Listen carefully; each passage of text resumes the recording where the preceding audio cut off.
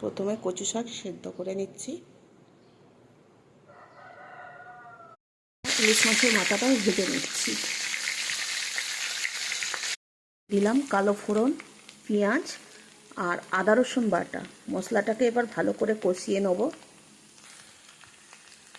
দিয়ে দিলাম হলুদ গুঁড়ো, লঙ্কা গুঁড়ো, পরিমাণ মতো নুন। কচু শাকটা দিয়ে দিলাম, দিয়ে ভালো করে কষিয়ে পরিমাণ মতো একটু চিনি,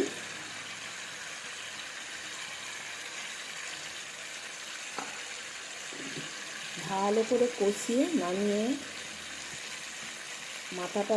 মাথাটা দিয়ে নামিয়ে নিলেই হয়ে যাবে ইলিশ মাছের মাথা দিয়ে কচু শাক। বন্ধুরা, এই হচ্ছে ফাইনাল লুক।